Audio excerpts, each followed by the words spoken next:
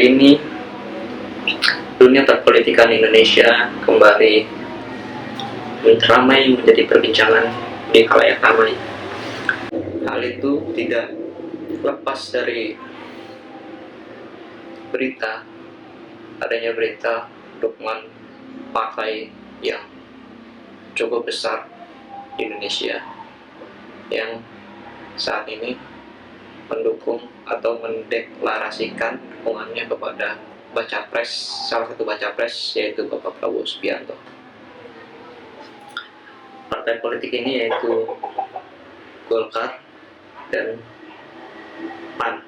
Tidak heran jika partai Golkar ini akhirnya merapat ke Pak Prabowo, karena dari historinya sendiri, dulu Pak Prabowo adalah kader dari partai Golkar dan kemudian mendirikan partai Gerindra. Dan untuk PAN sendiri, di pemilu tahun sebelumnya juga mendukung Pak Prabowo untuk maju dalam Pilpres. Hal ini menarik karena PDIP juga sebenarnya ingin merebut dukungan dari kedua partai tersebut, namun entah kenapa dinamika politik terakhir ini yang terjadi,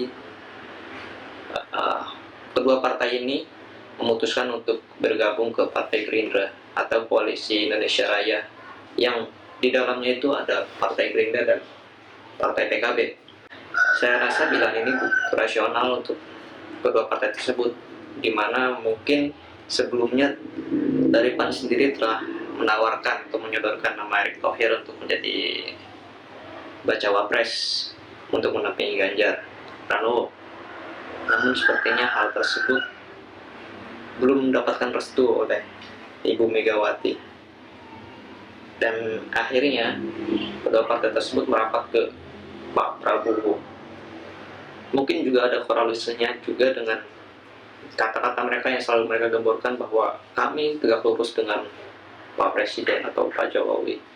Kemanapun Pak Jokowi mengarahkan kami akan samikna wa ta'na atau tegak lurus kepada beliau. Ya, mungkin saja itu terjadi. Dan sinyalnya menguat seperti itu, bahwa tidak dipungkiri Bapak Jokowi dilihat secara tertulis maupun tidak tertulis, tersirat maupun tidak tersirat, ada sedikit dukungannya kepada Bapak Prabowo, yang notabene adalah Menteri Pertahanan di kabinet beliau. Lalu bagaimana untuk pemilihan cawapresnya? Karena sebelumnya dalam Koalisi Indonesia Raya itu sudah ada Cak Imin yang siap untuk menampingi Bapak Prabowo menjadi calon wakil presiden.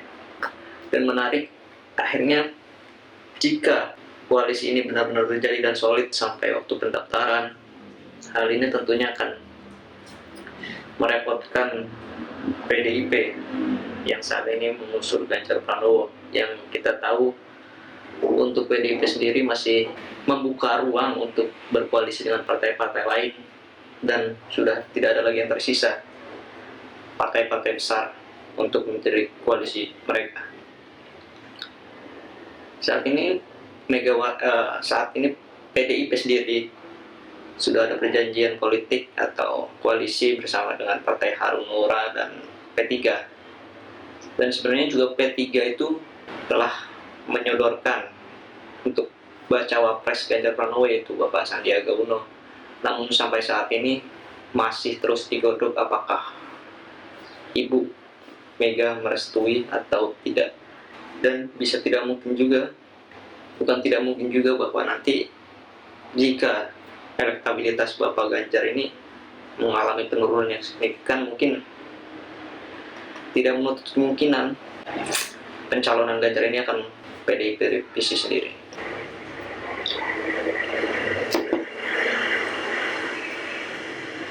Kenapa bisa demikian? Seperti kita ketahui, banyak juga di antara kalangan pemilih yang sebenarnya bukannya tidak mendukung Bapak Ganjar Pranowo sebagai calon presiden, tapi ada di beberapa masyarakat yang tidak suka dengan partainya, yaitu PDIP itu sendiri. Entah kenapa ada yang berharap bahwa PDIP kalah aja tanpa mereka peduli siapa cawapres atau capres atau cawapresnya. Apakah ini tanda-tanda turunnya pengaruh PDIP di kalangan partai politik, atau ada strategi khusus yang akan mereka keluarkan di last minute? Tentu dinamika ini menarik, meskipun gabungan partai politik yang cukup gemuk atau cukup besar di Koalisi Indonesia Raya dan Koalisi Indonesia Bersatu ini sekarang bergabung, ya tidak menutup kemungkinan koalisi yang kecil akan menang, atau koalisi yang sebelahnya yang mengusung Bapak Anies Baswedan akan menang. Politik ini sangat dinamis, kita tidak tahu arah pemilih nanti ke depan di last minute itu akan memilih siapa.